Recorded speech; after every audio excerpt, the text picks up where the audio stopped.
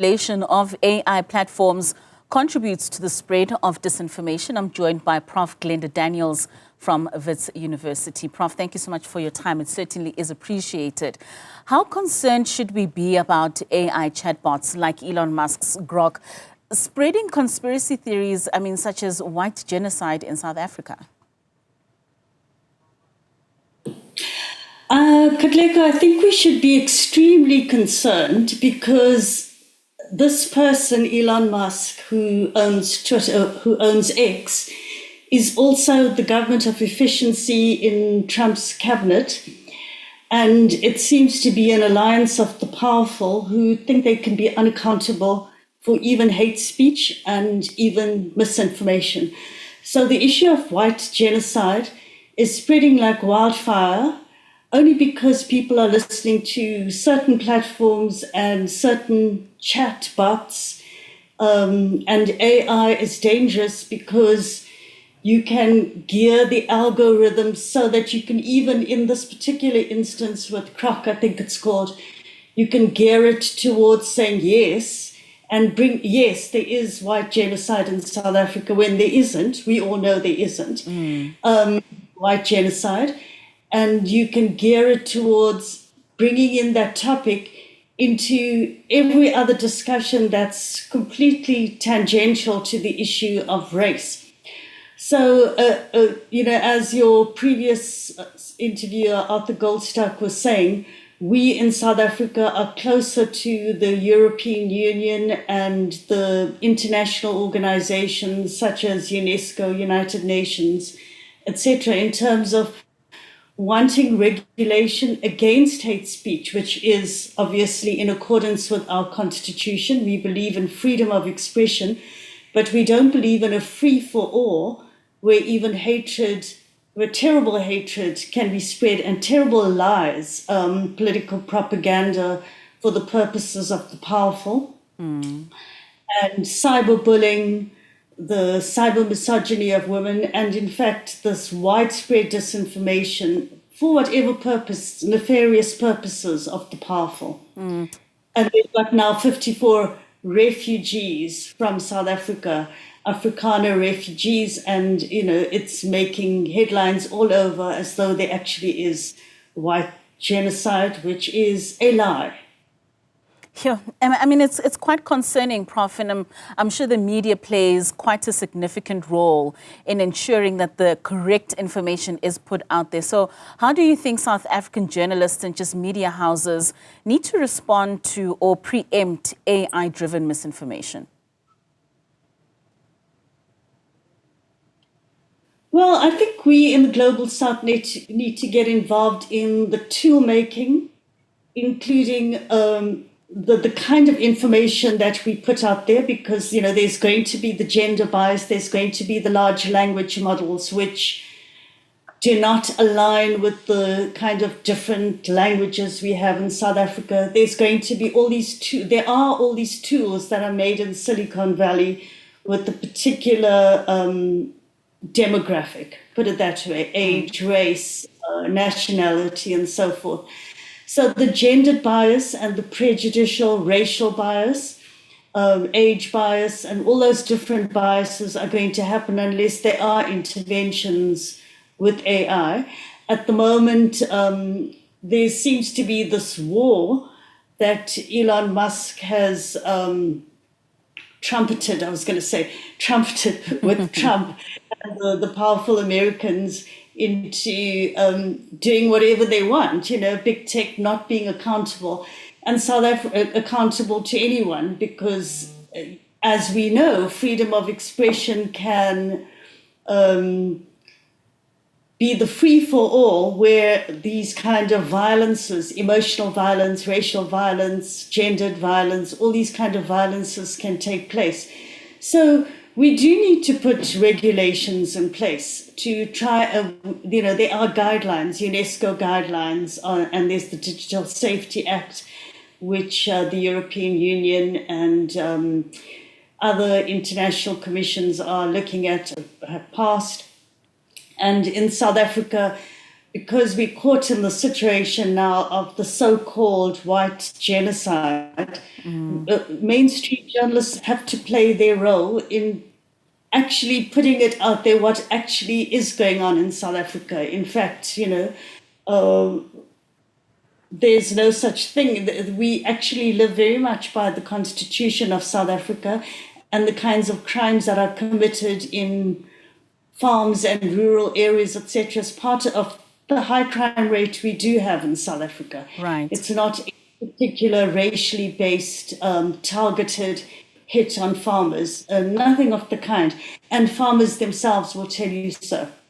I mean, Prof, you mentioned earlier that the Global South, especially our newsrooms, need to be a part of the tool making of ensuring that this information is spread correctly. Do you believe that our newsrooms in the Global South are adequately equipped, be it financially or technically, to verify and just counter some of these AI-generated falsehoods? No, unfortunately not. Unfortunately, over the last 20 years and more accelerated over the last 10 years, newsrooms have been stripped bare of fact checkers and technological tools and being able to innovate so that we catch up with these kind of nefarious doings of the big techs. So we are not equipped, and part of the problem has been that there's been unfair competition. Big tech and social media have taken up that space, so much so that a lot of people have not been turning to traditional media anymore because they're getting their news, inverted commas, a lot of their news on YouTube and Instagram.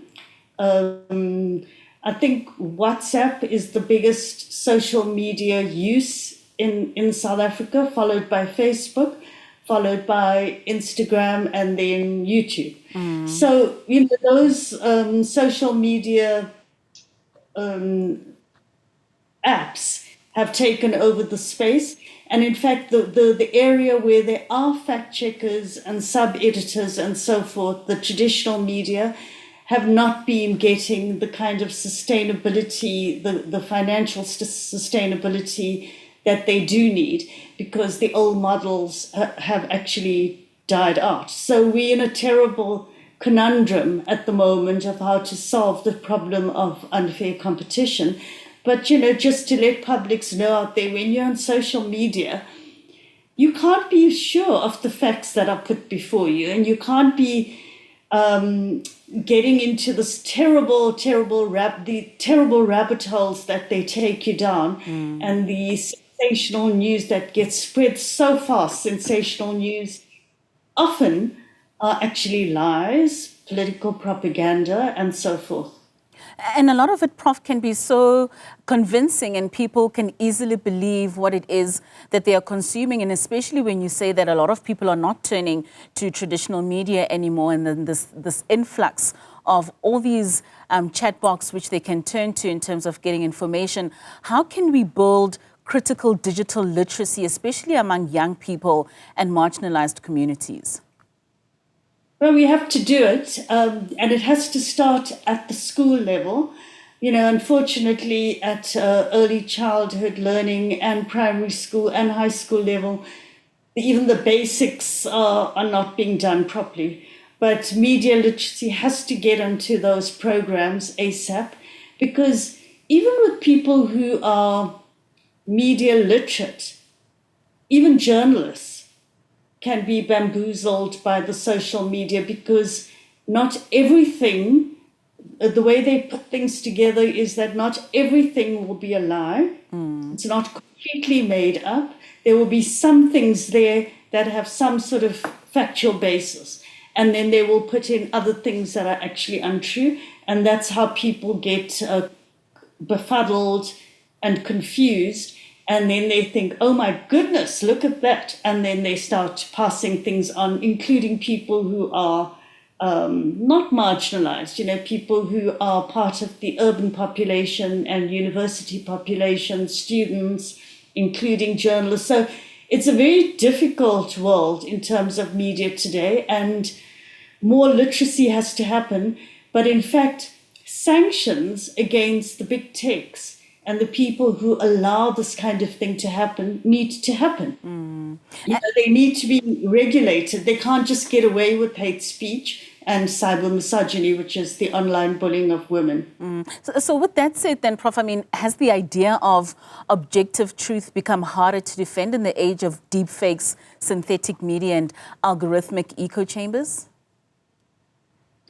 Well, I mean, there's no such thing as objective truth as such. There are facts.